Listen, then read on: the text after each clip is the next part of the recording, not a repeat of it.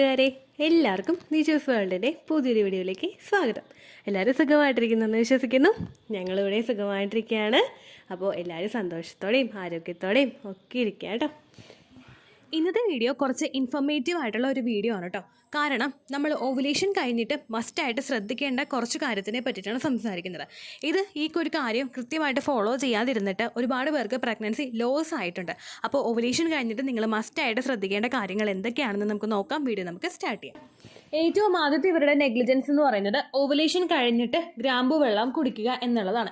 ഗ്രാമ്പു സാധാരണയായിട്ട് ഒരു വോം ആയിട്ടുള്ള ഒരു സ്പൈസസ് ആണ്. അത് നമ്മൾ കൂടുതലായിട്ട് എടുക്കുമ്പോഴേക്കും ശരീരത്തിന്റെ ടെമ്പറേച്ചറിൽ വ്യത്യാസം അനുഭവപ്പെടാനായിട്ട് ചാൻസ് ഉണ്ട്.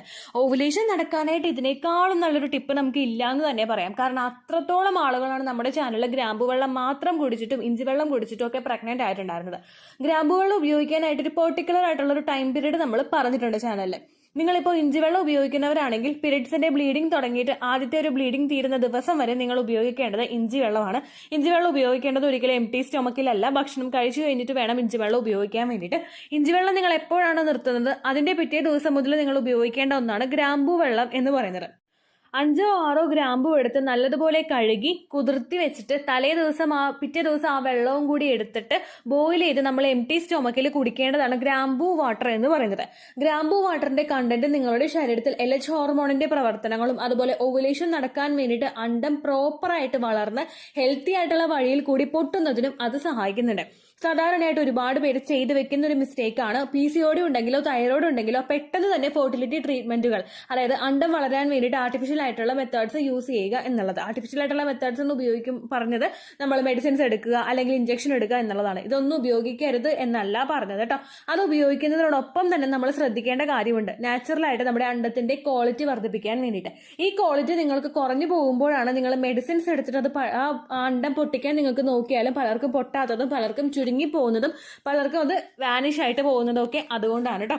അപ്പോൾ ഏറ്റവും ആദ്യം നമ്മൾ ചെയ്യേണ്ടത് ഗ്രാമ്പു വെള്ളം പ്രോപ്പറായിട്ട് കുടിക്കുക എന്നുള്ളതാണ്. ഈ പ്രോപ്പർ ടൈമിംഗ് നമ്മുടെ ഓവുലേഷൻ വരെയുള്ള സമയമാണ്. എക്സാക്ട് ഓവുലേഷൻ ഡേറ്റ് വരെ നിങ്ങൾക്ക് കുടിക്കാം. ഓവുലേഷൻ കഴിഞ്ഞിട്ട് 1-2 ദിവസം നിങ്ങൾ അറിയാതെ കുടിച്ചു പോയാലും പ്രശ്നമില്ല. പക്ഷേ ഒരു മന്ത് കണ്ടിന്യൂസ് ആയിട്ട് നിങ്ങൾ ഗ്രാമ്പു വെള്ളം എടുക്കുകയാണെങ്കിൽ അത് നിങ്ങളുടെ ശരീരത്തിന്റെ ടെമ്പറേച്ചർ കൂടാനായിട്ട് ചാൻസ് ഉണ്ട്. അതുപോലെ തന്നെ നിങ്ങൾക്ക് പീരിയഡ്സ് ഇൻഡ്യൂസ് ചെയ്യാനായിട്ടും ചിലപ്പോൾ അത് കാരണമാകാം. അതുകൊണ്ട് തന്നെ ഓവുലേഷൻ കഴിഞ്ഞിട്ടുള്ള സമയങ്ങളിൽ നിങ്ങൾ ഗ്രാമ്പു വാട്ടർ കുടിക്കാതിരിക്കുക. ശരീരത്തിന് ഓവുലേഷൻ കഴിഞ്ഞിട്ടുള്ള സമയങ്ങളിൽ ഒരു നല്ലൊരു യൂട്രസിന്റെ അകം എന്ന് പറയുന്നത് നോർമൽ ആയിട്ടുള്ളൊരു ടെമ്പറേച്ചറിലാണ് പോകേണ്ടത്. ഈ ടെമ്പറേച്ചറിൽ വ്യത്യാസം വരുമ്പോഴേക്കും പലർക്കും യൂട്രസിലെ കോൺട്രാക്ഷൻസ് ഉണ്ടാവാനായിട്ട് ചാൻസ് ഉണ്ട്.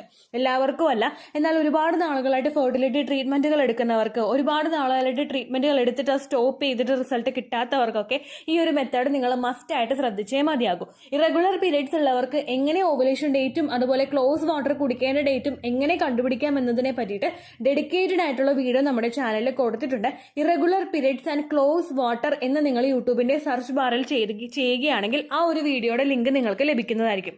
അതനുസരിച്ചിട്ട് ഓവുലേഷൻ ഡേറ്റ് കാൽക്കുലേറ്റ് ചെയ്തെടുത്തതിന് ശേഷം മാത്രം നിങ്ങൾ ഗ്രാമ്പു വെള്ളം കുടിക്കുക. അതിനുശേഷം കംപ്ലീറ്റ് ആയിട്ട് നിങ്ങൾ ഗ്രാമ്പു വാട്ടർ കുടിക്കുന്നത് അവോയ്ഡ് ചെയ്യുക കേട്ടോ.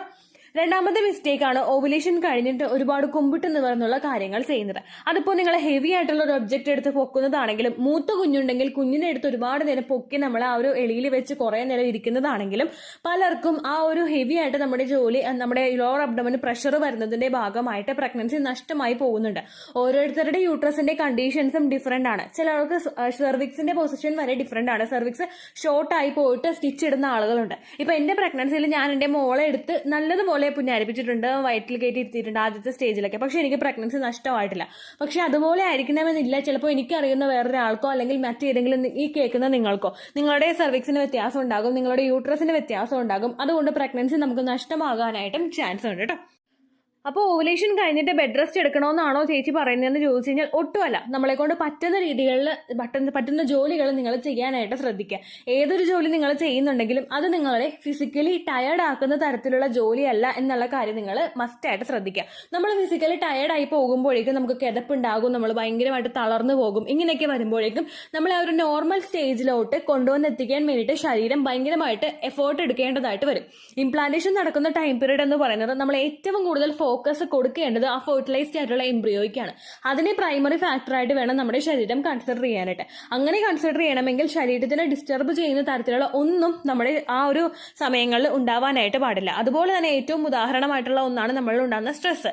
ഈ സ്ട്രെസ് നിങ്ങളിൽ ഉണ്ടാകുമ്പോഴും നിങ്ങളുടെ ബോഡിയെ ആ നോർമൽ പൊസിഷനിലോട്ട് ബാലൻസ് ചെയ്ത് കൊണ്ടുവരാൻ വേണ്ടിയിട്ട് ശരീരം ഒരുപാട് എഫേർട്ട് ഇടാനായിട്ട് തുടങ്ങും. ഇങ്ങനെ വരുമ്പോഴേക്കും നിങ്ങളുടെ ഇംപ്ലാന്റേഷന്റെ പ്രോസസ്സ് ഒന്ന് സെക്കൻഡറി ആയി തുടങ്ങും. അതുകൊണ്ട് അത്തരത്തിലുള്ള കാര്യങ്ങളൊക്കെ നിങ്ങൾ മസ്റ്റ് ആയിട്ട് ശ്രദ്ധിക്കാം.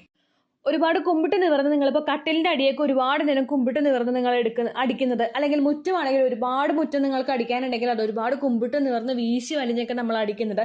അതുപോലെ തന്നെ ഒരുപാട് കട്ടിയുള്ള പുതപ്പ് അല്ലെങ്കിൽ ജീൻസ് ഇങ്ങനെയുള്ള തുണികളൊക്കെ ഒരുപാട് നിങ്ങൾ കൊട്ടിയിട്ടിട്ട് അലക്കുന്നത്, അത് ഊരി വിരിക്കാനായിട്ട് നിങ്ങൾ എടുക്കുന്ന എഫേർട്ട്, ബക്കറ്റിൽ ഒരുപാട് വെള്ളം എടുക്കുന്നത്, ഇപ്പോൾ കുടത്തിലാണെങ്കിൽ ഒരുപാട് വെള്ളം എടുത്തിട്ട് നമ്മൾ നടന്നു പോകുന്നത്. ഇൻ കേസ് തയ്ക്കുന്ന ആളുകളുണ്ടാവും, തയ്യൽ ജോലി ചെയ്യുന്ന ആളുകളാണെങ്കിൽ നിങ്ങൾക്കറിയാലോ എഫേർട്ട് നമ്മൾ എടുക്കുമ്പോഴേക്കും നിങ്ങളുടെ ലോവർ അബ്ഡമൻ ഭാഗത്ത് ഒരു പ്രഷർ വരാനായിട്ട് ചാൻസ് ഉണ്ട്.